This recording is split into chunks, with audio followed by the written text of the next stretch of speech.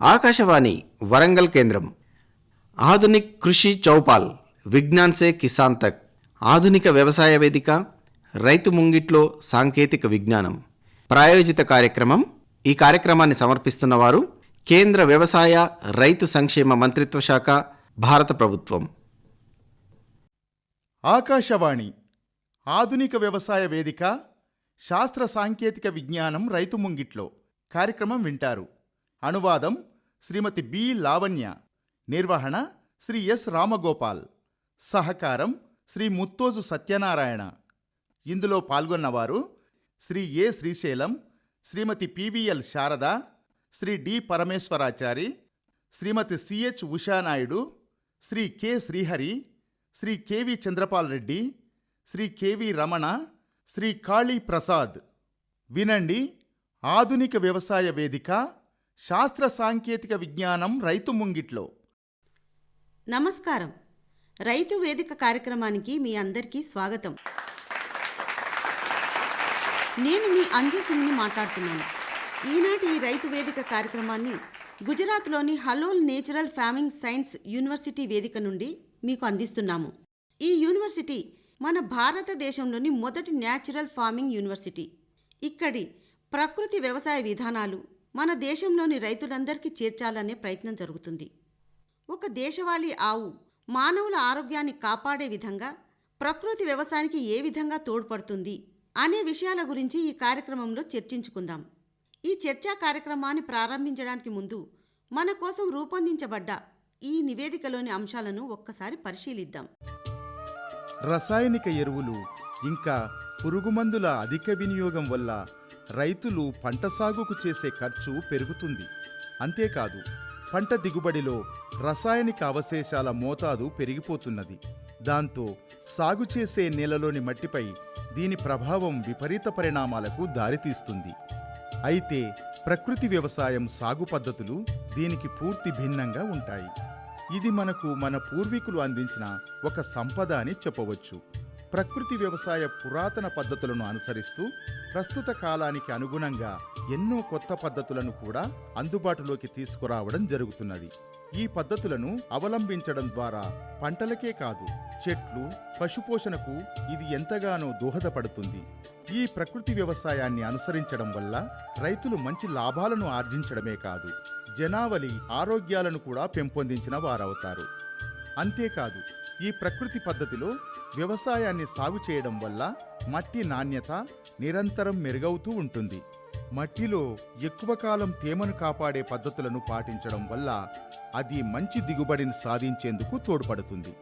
వ్యవసాయ వ్యర్థాలను మట్టిలోనే ఇమిడిపోయే విధంగా మల్చింగ్ చేయడం వల్ల మట్టి నాణ్యత మరింతగా పెరుగుతుంది. ఆవులను ఆధారం చేసుకుని చేసే వ్యవసాయ విధానం ఇటు ప్రకృతిపరంగా అటు ప్రజల ఆరోగ్యాన్ని కాపాడే విధంగా బహుముఖాలుగా ప్రయోజనాన్ని చేకూరుస్తుంది. విన్నారుగా నివేదికలోని అంశాలను. ప్రకృతి వ్యవసాయం మనకు ఎందుకు అవసరమో తెలుసుకున్నాం కదా. మట్టి మనకు అందిస్తున్న సదుపాయాలను మనం అందుకుంటున్నాం, కానీ అందుకు తగినట్టుగా ఆ మట్టిని మళ్ళీ రీఛార్జ్ చేయడం మర్చిపోతున్నాం. అందుకే ఆ మట్టి ఆరోగ్యం నానాటికి క్షీణించిపోతుంది. మరి ఇందుకు మనం తీసుకోవాల్సిన జాగ్రత్తలేమిటి? ఈ ప్రకృతి వ్యవసాయాన్ని ఏ విధంగా చేయాలి? ఈ అంశాలను ఈ కార్యక్రమంలో మనం చర్చించుకుందాం. ఈ కార్యక్రమంలో మనతో ప్రకృతి వ్యవసాయానికి సంబంధించిన విషయాలను పంచుకోవడానికి వచ్చిన అతిథులను పరిచయం చేసుకుందాం. CK Timbadia, university vice chancellor. Sir, మీకు స్వాగతం. అలాగే మనతో పాటు RA Gurjar, director extension. Sir, మీకు స్వాగతం. ఇంకా మనతో పాటు ఇక్కడ గోపాల్ వదోదరియా గారు ఉన్నారు. తను రీసెర్చ్ సెంటర్ డైరెక్టర్. సార్, మీకు స్వాగతం. సార్, వైస్ ఛాన్సలర్ గారు, ముందుగా మీ నుండి ప్రారంభిస్తాను. మనకు ప్రకృతి వ్యవసాయం అనేది ఒక వరం లాంటిది. దీని అవసరం ఎంతో ఉంది. అది ఎందుకు, ఎలా అనే వివరాలను మీరు తెలియజేయండి. ప్రస్తుతం మనం ఎదుర్కొంటున్న విపత్కర వాతావరణ పరిస్థితులలో, ఈ గ్లోబల్ వార్మింగ్ కాలంలో ప్రకృతి వ్యవసాయం అనేది మన జీవన శైలిగా మార్చుకోవాల్సిన అవసరం ఎంతైనా ఉంది. ప్రస్తుతం మనం చేస్తున్న రసాయనిక వ్యవసాయ పద్ధతుల ద్వారా కలుగుతున్న దుష్ప్రభావాల బారి నుండి మనం బయటపడవలసిన అవసరం ఎంతైనా ఉంది. అందుకు మనం అనుసరించవలసిన పద్ధతి ఒకటే, అదే ప్రకృతి వ్యవసాయం. అంటే ప్రకృతిని తోడుగా చేసుకొని సేద్యం చేయడం. ఇందుకు మనం చేయవలసింది ఒకటే, మన దేశీ ఆవులను ఆధారం చేసుకొని వాటి మల మూత్రాదులతో మనం సేద్యం చేసుకుంటే ప్రకృతి వ్యవసాయం అనేది మనకు ఎంతో అనుకూలంగా జరుగుతుంది. ఇలా చేయడం వల్ల నేల సారం పెరిగి పంటల్లో పోషక విలువలు సరిపడా మనకు అందుతాయి. గోవు పేడ మూత్రాలతో వివిధ కషాయాలను అంటే ద్రవ జీవామృతం, ఘన జీవామృతం వంటి వాటిని మన పంట పొలాలకు ఉపయోగించినట్లయితే సేద్యం ఎంతో సురక్షితంగాను మరెన్నో పోషక విలువలు కలిగినదిగాను మనకు చేతికందుతుంది. ప్రస్తుతం చాలా వరకు రైతులు ప్రకృతి వ్యవసాయాన్ని చేయడానికి శ్రద్ధ చూపిస్తున్నారు. గుజరాత్లో చాలామంది రైతులు ప్రకృతి వ్యవసాయానికి అలవాటు పడుతున్నారు. దాంతో వారి ఆరోగ్యం కూడా సురక్షితంగా ఉంటుంది. వాళ్ళు పండించిన పంటలు తిన్న ప్రజలు కూడా ఆరోగ్యంగా సురక్షితంగా ఉంటున్నారు. ప్రకృతి వ్యవసాయానికి అనుగుణంగా మనం పండించే పంటలను ఎలా ఎంపిక చేసుకోవాలి? ఈ విషయాన్ని మనం ఆర్ఏ గుర్జర్ గారిని అడుగుదాం. సార్, మీరు చెప్పండి, ఈ ప్రకృతి వ్యవసాయంలో అన్ని పంటలను సాగు చేసుకోవచ్చా? ఇక్కడ ఈ గుజరాత్ రాష్ట్రంలో కానీ అలాగే మన దేశంలో కానీ ఒక్కో ప్రదేశంలో ఒక్కో రకమైన వాతావరణం అనేది మనకు లభిస్తుంది. ఈ ప్రకృతి వ్యవసాయంలో అనేక రకాల పంటలు, అనేక రకాలైన ధాన్యాలను పండించవచ్చు. ప్రకృతి వ్యవసాయంలో మనం ఒకే రకమైన పంటను పండించడం కాకుండా దానితో పాటు ఇతర రకాల పంటలను కూడా సాగు చేస్తే అది మనకు అనుకూలంగా ఉంటుంది.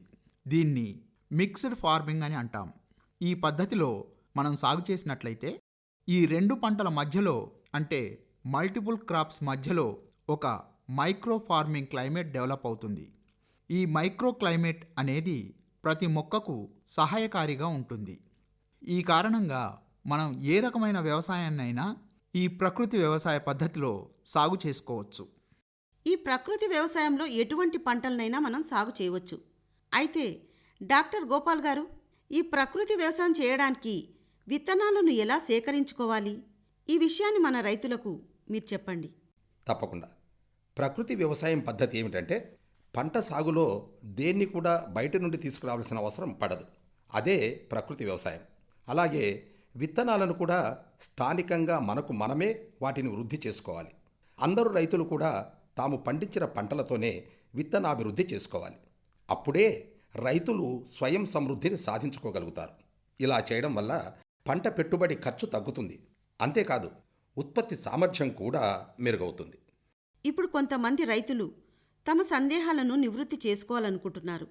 రైతులు ఎవరైనా మీరు ఉన్న చోట నిలబడి మీ ప్రశ్నను అడగండి. నేను తెలుసుకోవాలనుకుంటున్న విషయం ఏమిటంటే నేచురల్ ఫార్మింగ్, అదే ప్రకృతి వ్యవసాయం, అలాగే సేంద్రియ వ్యవసాయం, ఈ రెండింటిలో గల వ్యత్యాసం ఏమిటి అని. ప్రకృతి వ్యవసాయం అంటే అది మైక్రోబ్స్ పంట, అదే సూక్ష్మజీవాల పంట అని చెప్పవచ్చు.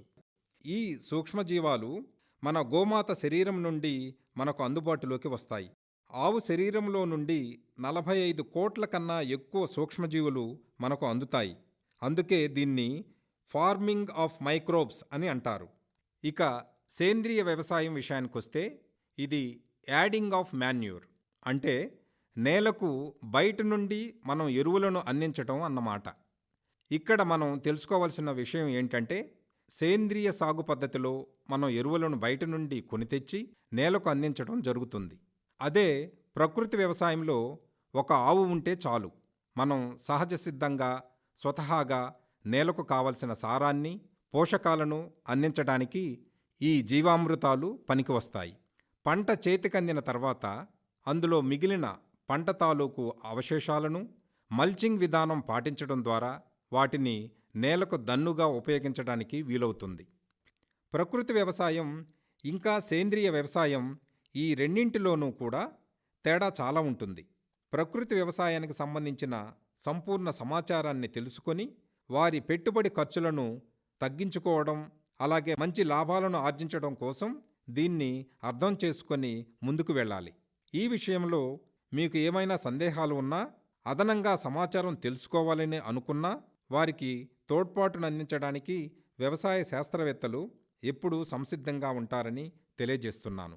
ఇక్కడ మరికొందరు రైతులు వారి సందేహాలను అడిగి తెలుసుకోవాలనుకుంటున్నారు. అడగండి, మీ ప్రశ్న ఏమిటో. రైతులకు ప్రధానంగా వాతావరణ పరిస్థితుల సమస్యలు ఎదురవుతుంటాయి కదా, అలాగే మార్కెటింగ్ సమస్య కూడా ఉంది. వీటి నుంచి బయటపడడానికి ఏదైనా కొత్త మార్గం ఉందా చెప్పండి. డాక్టర్ గోపాల్ గారు, మీరు చెప్పండి. వాతావరణ పరిస్థితులు అనేవి రైతులకు ఒక పెద్ద సమస్యగా మారిపోతున్నాయి. ముఖ్యంగా పంటలు పండించే రైతులు తీవ్రమైన ఇబ్బందులను ఎదుర్కొంటున్నారు. వీటి గురించి మన రైతులకు తెలియజేయండి. వాతావరణ పరిస్థితులను సమర్థవంతంగా తట్టుకొని నిలబడగలిగేదే ప్రకృతి వ్యవసాయం. మన వైస్ ఛాన్సలర్ గారు చెప్పిన విధంగా ప్రకృతి వ్యవసాయం అనేది సూక్ష్మజీవుల పంట. ఈ సూక్ష్మజీవుల మూలంగా మన నేల యొక్క సారం, అంటే పంటను పండించేందుకు ఉపయోగపడే అంశాలను వృద్ధి చేస్తుంది. దీని మూలంగా ఒకవేళ వర్షం మోతాదు ఎక్కువగా ఉన్నట్లయితే ఆ నీరు తొందరగా వెళ్ళిపోయే అవకాశం ఉంటుంది. అంటే నీటి ప్రవాహం ఎక్కువై ఆ నీరు వెళ్ళిపోతుందన్నమాట. అప్పుడు నేల సమర్థవంతంగా ఉండడం మూలంగా సూక్ష్మజీవాల యాక్టివిటీ పెరుగుతుంది. దాంట్లో మైక్రో అగ్రిగేట్స్ ఇంకా మైనో అగ్రిగేట్స్ కూడా పెరుగుతాయి. దాంతో కార్బన్ సీక్వెస్ట్రేషన్ మెరుగవుతుంది. మనం ప్రకృతి వ్యవసాయంలో బయోడైవర్సిటీకి ఎక్కువ ప్రాధాన్యాన్ని ఇస్తాం. దీంతో మైక్రో క్లైమేట్ పరిస్థితుల మూలంగా నేల అధిక వర్షపాతాన్ని కానీ, అధిక ఉష్ణోగ్రతను, అలాగే నేల పొడిబారకుండా ఉండే లక్షణాన్ని పెంపొందించుకొని నేలను సమతూకంగా ఉంచడం మూలంగా నేలకు వాతావరణ పరిస్థితులను సమర్థవంతంగా ఎదుర్కొనే సామర్థ్యం వస్తుంది. ఇప్పుడు మనం ఒక చిన్న బ్రేక్ తీసుకుందాం. విరామం తర్వాత మళ్ళీ వెంటనే కలుద్దాం. ఎక్కడికి వెళ్ళకండే. ఈనాటి రైతు వేదిక కార్యక్రమంలోని 2వ అంకానికి మీ అందరికీ స్వాగతం పలుకుతున్నాను.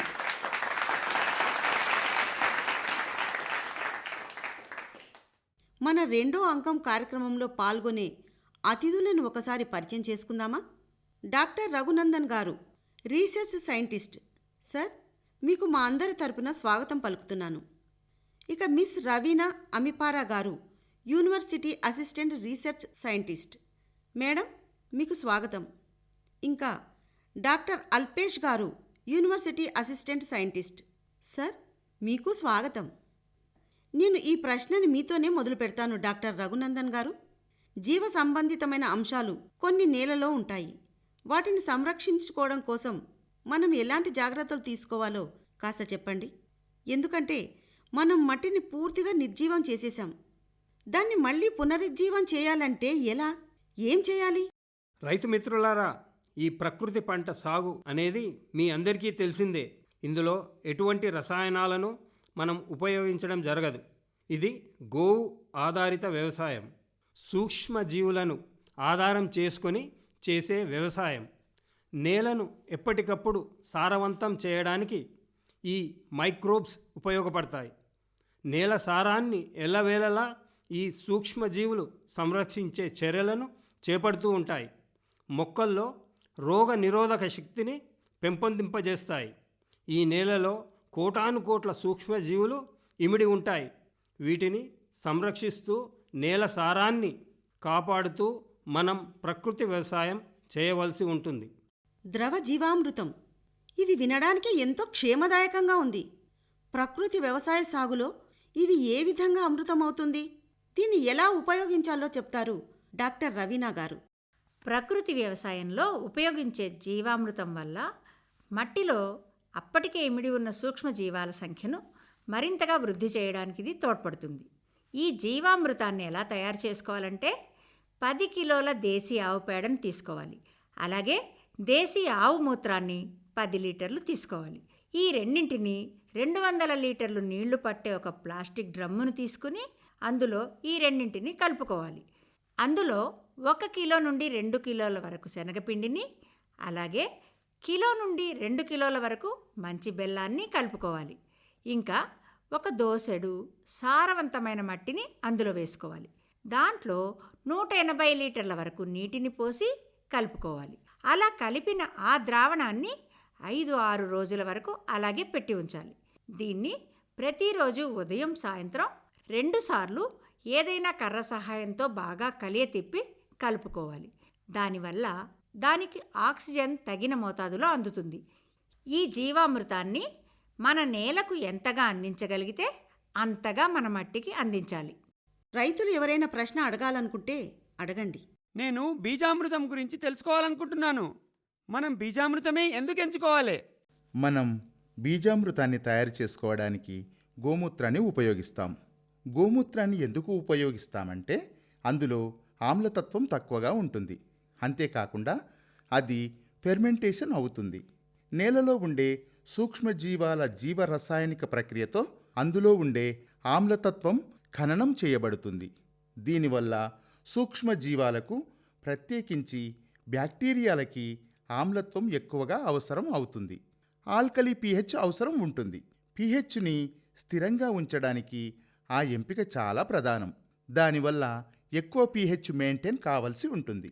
డాక్టర్ రఘునందన్ గారు, ఇప్పుడు మీరు చెప్పండి, ప్రకృతి వ్యవసాయంలో ఉపయోగించే సప్త ధాన్యంకూర్ అర్క్ అంటే ఏమిటి? జీవామృతం, బీజామృతం లాగా ఈ సప్త ధాన్యంకూర్ని ఏ విధంగా ఉపయోగిస్తారు? సప్త ధాన్యాంకూర్ అంటే ఇది ఒక బయో ఫార్ములాతో తయారు చేసి పంటలపై స్ప్రే చేయడానికి ఉపయోగిస్తారు. సప్త అంటే 7 ద్రావణాలను ఉపయోగించి తయారు చేసిన బయో ఫార్ములాని ఈ సప్త ధాన్యంకూర్కి ఉపయోగిస్తారు. ఈ 7 ధాన్యాలలో గోధుమలు, నల్ల మినుములు, పెసర్లు, బొబ్బర్లు, మట్కీలు, సజ్జలు, జొన్నలు లేదా నల్ల నువ్వులు వీటిని ఉపయోగించి తయారు చేసుకున్నదే ఈ ద్రావణం. దీన్ని ఉపయోగించడం వల్ల ధాన్యాలు బాగా మెరుస్తాయి, అలాగే బాగా ఎదిగి మంచిగా దిగుబడినిస్తాయి.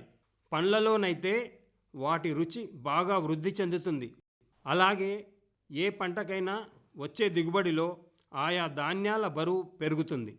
ఇప్పుడు ఎవరైనా రైతు తమ ప్రశ్నను అడగాలనుకుంటున్నారా? అడగండి. జీవామృతాన్ని తయారు చేసుకున్న తర్వాత మనం దాన్ని ఎప్పటి వరకు ఉపయోగించాలి? అలాగే దీన్ని ఏ ఋతువులో తయారు చేసుకోవాల్సి ఉంటుంది చెప్తారా? ద్రవ జీవామృతం తయారు చేయడానికి సాధారణంగా 5 నుంచి 7 రోజుల సమయం పడుతుంది. ఇది వాతావరణం చల్లగా ఉన్న కాలంలో తొందరగా తయారు కాదు. అప్పుడు దాదాపు 7-8 రోజుల సమయం పడుతుంది. దీన్ని తయారు చేసుకునేటప్పుడు మనం కావలసిన అన్ని పదార్థాలను కలుపుకుని ప్రతిరోజు ఉదయం, సాయంత్రం 2 సార్లు కూడా బాగా కలియతిప్పుతూ కలపాలి. దీన్ని మర్చిపోకూడదు. దానివల్ల ఆ ద్రావణానికి ఆక్సిజన్ అందుతుంది. ఈ ద్రావణాన్ని తయారు చేసుకున్న తర్వాత ఎంత త్వరగా దాన్ని ఉపయోగిస్తే అంతగా ఫలితం ఉంటుంది. డాక్టర్ రవీనా గారు, మనం ఈ విషయాన్ని కూడా తెలుసుకోవాలి. అదేమిటంటే బీజామృతం గురించి చెప్పండి. దీని గురించి రైతులు తెలుసుకోవాలనుకుంటున్నారు. ప్రకృతి వ్యవసాయంలో బీజామృతం అనేది ఒక ప్రధానమైన అంశం అని చెప్పవచ్చు. రసాయనిక వ్యవసాయ పద్ధతిలో రైతులు విత్తనాలను అత్యంత ప్రమాదకరమైన రసాయనాలతో చికిత్స చేస్తారు, అంటే శుద్ధి చేస్తారు. అలా కాకుండా ఈ బీజామృతంతో విత్తనాలను శుద్ధి చేసుకోవాలి. ఈ బీజామృతాన్ని రైతులు తమ పొలాల వద్దనే తయారు చేసుకోవచ్చు. దీంట్లో ఆవు పేడ, ఆవు మూత్రం, సున్నం, ఇక ఒక దోసెడు మన పొలంలోని మట్టి, వీటన్నిటినీ ఉపయోగించి తయారు చేసేదే బీజామృత ద్రావణం. ఈ బీజామృతంతో మనం విత్తనాలను శుద్ధి చేసుకుంటే బాగుంటుంది. ఈ జీవామృతంతో శుద్ధి చేసిన విత్తనాల వల్ల మొలకెత్తిన పంటల్లో చీడపీడల బెడద కూడా చాలా తక్కువగా ఉంటుంది. ఇప్పటిదాకా ద్రవ జీవామృతం, బీజామృతాల గురించి తెలుసుకున్నాం. మరి ఘన జీవామృతం గురించి కూడా తెలియజేస్తారా? దాన్ని ఎలా ఉపయోగించాలి? జీవామృతం యొక్క ఎండిపోయిన రూపమే ఘన జీవామృతం. దీన్ని తయారు చేయడానికి మన దేశీయ ఆవు పొడిపేడ ఉపయోగపడుతుంది. 1.5 అడుగుల ఎత్తు పొడిగా ఉన్న ఆవు పేడతో ఒక బెడ్ను ఏర్పాటు చేసుకోవాలి. ఈ బెడ్ పొడవు, వెడల్పు ఎంతైనా పెట్టుకోవచ్చు, కానీ ఎత్తు మాత్రం 1.5 అడుగులు మాత్రమే ఉండాలి. ఈ బెడ్ను నీరు ఇంకా ఎండపడని ప్రదేశంలో ఏర్పాటు చేసుకోవాలి. ఈ బెడ్ను ఏర్పాటు చేసుకున్న తర్వాత ఒక కట్టెతో అక్కడక్కడ రంధ్రాలు చేయాలి. ఆ రంధ్రాలు 1 ఫీటు అంతరంతో జిగ్జాగ్ లాగా ఉండేలా చూసుకోవాలి. ఆ రంధ్రాలలో 100 కిలోల పొడిగా ఉన్న ఆవు పేడకు 20 నుంచి 30 లీటర్ల జీవామృతాన్ని పోసుకోవాలి. అలా పోసిన తర్వాత ఆ బెడ్డుని ఒక పారతో అంతా బాగా కలపాలి. అలా చక్కగా కలిపిన తర్వాత మళ్ళీ ఆ బెడ్డుని 1.5 అడుగుల ఎత్తు మాత్రమే ఉండేటట్లుగా ఏర్పాటు చేసుకోవాలి. ఇలా తయారు చేసి ఉంచుకున్న ఘనజీవామృతాన్ని విత్తనాలు నాటడానికి ముందు నేలలో 1 ఎకరానికి 1 టన్ను ఘనజీవామృతాన్ని డిఏపి లాగా ఉపయోగించుకోవాలి. ప్రకృతి వ్యవసాయాన్ని చేయడానికి మన దేశీయ ఆవు ఒక వరం లాంటిది అని మనం తెలుసుకున్నాం. ఆవు పేడ, ఆవు మూత్రాలతో మనం ఘన, ద్రవ అలాగే బీజామృతాలను తయారు చేసుకుంటాం. ఈ ఆవు పేడ, మూత్రం ప్రకృతి వ్యవసాయంలో ఇంకా ఎలా ఉపయోగించాలో మన రైతులకు వివరిస్తారా రఘునందన్ గారు? దేశీ ఆవు పేడ ఇంకా మూత్రం ఎంతో విలువైనవి.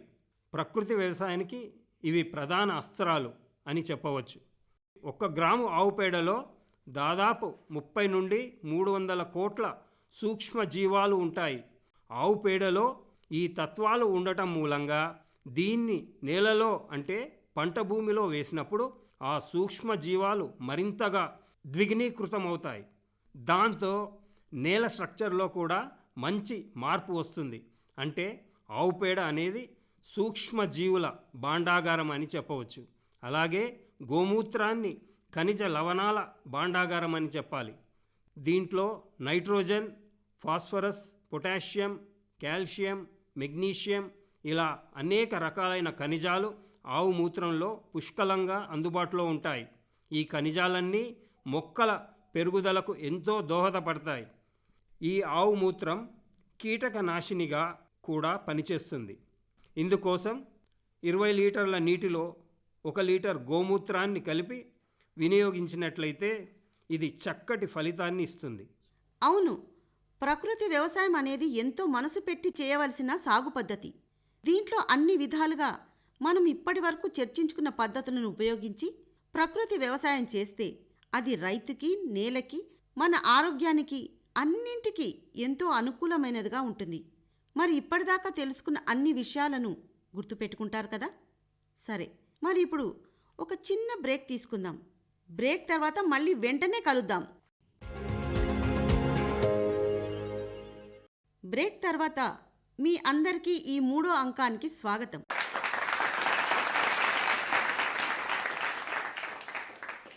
ఈ 3వ అంకంలో మనం చర్చిద్దాం రైతులు ఎలా లాభాలను ఆర్జించాలి. మార్కెట్ సంబంధిత అంశాల గురించి చర్చించడానికి మనతో ఇక్కడ వేదికపైనున్న అతిథులను ముందుగా పరిచయం చేసుకుందాం. అమ్రెలీ GNFSU college of natural farming principal doctor Swapnil Deshmukh గారు ఉన్నారు. సార్, మీకు స్వాగతం. ఇక మనతో ఉన్న మరో అతిథి డాక్టర్ ప్రభు నాయక, ప్రిన్సిపల్ ఇంకా డీన్ GNFSU. సార్, మీకు స్వాగతం. ఇక మూడో అతిథి doctor Dhara Prajapati, GNFSU assistant professor pathology. Madam, మీకు స్వాగతం. సార్, దేశ్ముఖ్ గారు, ప్రకృతి వ్యవసాయం చేసే రైతులు చాలా కష్టపడతారు. భూమితో తమకున్న అనుబంధాన్ని పెనవేసుకుని సాగు చేస్తారు. కానీ వీరికి చేతికందిన దిగుబడిని మార్కెట్కి తీసుకువెళ్ళినప్పుడు ఒక్కొక్కసారి వాళ్ళు పడిన శ్రమ అంతా వృధా అవుతుంది అని బేజారైపోతున్నారు. మరి వీరు మంచి లాభాలను ఆర్జించాలంటే ఏం చేయాలో చెప్పండి. ప్రకృతి వ్యవసాయము కొత్త పద్ధతే కాదు, ఇది మన పూర్వీకులు ఆచరించిన పద్ధతే. మన రైతులు శ్రమించి పంటలను పండిస్తూనే ఉన్నారు. దీంట్లో పెట్టుబడి ఖర్చు చాలా తక్కువగా ఉంటుంది. మేము చేసిన పరిశోధనల్లో తేలింది ఏంటంటే, రసాయనిక వ్యవసాయాన్ని ప్రకృతి వ్యవసాయంతో పోల్చి చూసినప్పుడు ఈ ప్రకృతి వ్యవసాయంలో ఖర్చు చాలా తక్కువగా ఉంటుంది. ఇక ఆర్గానిక్ ఫార్మింగ్ అనేది ఎందుకు అంతగా సక్సెస్ కావట్లేదని అంటే, ప్రకృతి వ్యవసాయంతో పోల్చినప్పుడు దాంట్లో పెట్టుబడి ఖర్చు ఎక్కువగా అవుతుంది. కానీ దిగుబడిని గనక పోల్చి చూస్తే అంత మేర దిగుబడి మన చేతికి వస్తుంది. ఎవరైనా రైతు ప్రకృతి వ్యవసాయంలో మాకు అంతగా ఆదాయం లేదని అనుకుంటే గనక వారు రసాయనిక వ్యవసాయంతో పోల్చి చూసినప్పుడు ప్రకృతి వ్యవసాయానికి పెట్టుబడి ఖర్చు సగానికి సగం తగ్గుతుంది. ఆ విధంగా వాళ్ళు లాభాలను ఆర్జించినట్లే. ఎవరైనా రైతులు తమ ప్రశ్నలను అడగవచ్చు. సార్, నా ప్రశ్న ఏమిటంటే, ప్రకృతి వ్యవసాయాన్ని మేము చేయడానికి సంసిద్ధంగా ఉన్నాం, కానీ దానిని ఎలా మార్కెట్ చేసుకోవాలి? ఈ ఆధునిక ప్రపంచంలో ప్రపంచ గమనానికి అనుగుణంగా మనం ప్రయాణించవలసి ఉంటుంది. రైతులు కూడా తమ కమ్యూనికేషన్ స్కిల్స్ అంటే సమాచారాన్ని మెరుగుపరుచుకోవాలి అని. ఈ రోజుల్లో సోషల్ మీడియా విరివిగా అందరికీ అందుబాటులో ఉంటుంది. మీ దగ్గర చక్కని ప్రకృతి వ్యవసాయ దిగుబడి అందుబాటులో ఉందనే సమాచారాన్ని వినియోగదారులకు చేరే విధంగా చూడండి. చాలామంది ప్రకృతి వ్యవసాయ పదార్థాలని తినాలని అనుకుంటున్నారు, కానీ అది వారికి అందుబాటులో ఉండదు. అందరికీ అందుబాటులో ఉండే విధంగా మనం సమాచారాన్ని ఉంచగలిగితే మనకు మార్కెట్ అందినట్టే. డాక్టర్ ధారా ప్రజాపతి గారు, మీరు చెప్పండి, ఈ ప్రకృతి వ్యవసాయంలో వ్యాధుల నిర్వహణ ఎలా చేయాలి? రసాయనిక సేద్యం చేసిన రైతులు ఇప్పుడిప్పుడే ప్రకృతి వ్యవసాయం పైన మొగ్గు చూపినట్లయితే వాళ్ళు ప్రకృతి వ్యవసాయంలో ఎక్కువగా ఉపయోగించే బ్రహ్మాస్త్రం, నీమాస్త్రం, దశపర్ణి ఆర్క్, ద్రవ జీవామృతం, ఘన జీవామృతం వంటి వాటిని సమృద్ధిగా ఉపయోగిస్తే వ్యాధి నిర్వహణ సమర్థవంతంగా జరుగుతుంది. ఎవరైనా రైతు ప్రశ్నని అడగాలనుకుంటున్నారా? ప్రకృతి వ్యవసాయంలో ఎదురయ్యే కీటకాలు ఇంకా రోగ నివారణ చర్యల గురించి చెప్పండి. ప్రకృతి వ్యవసాయాన్ని ముందు నుండే సరైన పద్ధతిలో మనం సరిదిద్దితే కీటకాలు, రోగాల బెడదనేది ఉండదు. కానీ కొన్ని సందర్భాల్లో ఋతువులను అనుసరించి స్థానికంగా ఉండే కీటకాలు ఆశించే అవకాశం ఉంటుంది. వీటిని అరికట్టడానికి మనం అందుబాటులో ఉన్న అస్త్రాలు నీమాస్త్రం, బ్రహ్మాస్త్రం, అగ్నాస్త్రం, దశపర్ణి ఆర్క్, జీవామృతాల వంటివి కీటకాలు రావడానికి ముందే ఉపయోగిస్తే మనం వాటి తాకిడిని దూరం చేసుకోవచ్చు. మన ఉద్దేశం కీటకాలను చంపటం కాదు, కీటకాలను పంట నుండి దూరంగా ఉంచడం. ఆహార చక్రంలో భాగంగా ఆ కీటకాలను మరో జీవి తినడం అనేది ప్రకృతి సహజం. ఇప్పుడు తెలిసింది రోగాలు ఇంకా కీటకాల బారి నుండి మనం ఎలా సురక్షితంగా ఉండాలనేది. వాటి నివారణకు ఉపయోగించే అస్త్రాలు మన చేతిలో ఉండగా ఇంకా దిగులెందుకు? ధారా ప్రజాపతి మేడం, మీరు చెప్పండి, ప్రకృతి వ్యవసాయంలో వచ్చే విషతుల్యమైన రోగాల నివారణను ఎలా చేపట్టాలి? రబీ పంటకాలం ప్రారంభమైంది. చాలా వరకు రైతులు కూరగాయల పంటలు సాగు చేస్తూ ఉంటారు. ఈ కూరగాయల పంటల్లో తీవ్రమైన రోగాలు వ్యాపిస్తుంటాయి. వీటిని అరికట్టడానికి పుల్లటి మజ్జిగ, ఇంకా అల్లం, వెల్లుల్లి, మిర్చి కషాయాలను ఉపయోగిస్తే మంచి ఫలితం ఉంటుంది. ఇప్పుడు కార్యక్రమాన్ని ముగించే సమయం వచ్చింది. మరి ఇంకా కూడా ఎవరైనా రైతులకు సందేహాలుంటే వారు తమ ప్రశ్నని అడగవచ్చు, లేదా ప్రకృతి వ్యవసాయంలో తమ అనుభవాలను పంచుకోవచ్చు.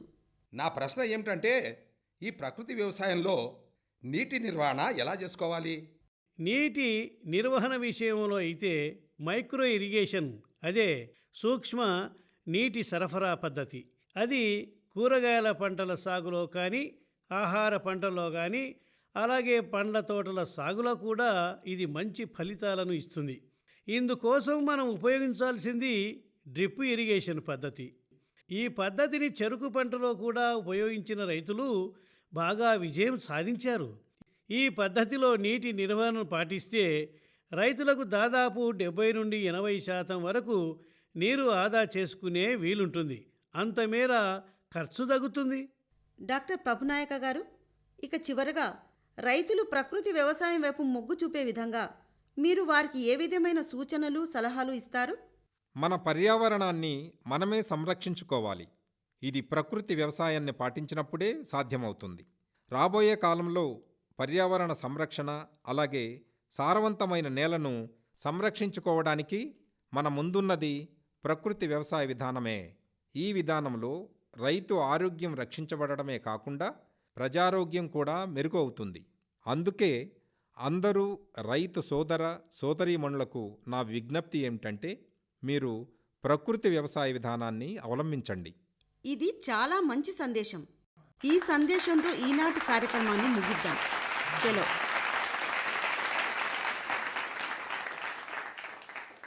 ఇంతవరకు ఆధునిక వ్యవసాయ వేదిక శాస్త్ర సాంకేతిక విజ్ఞానం రైతు ముంగిట్లో కార్యక్రమం విన్నారు.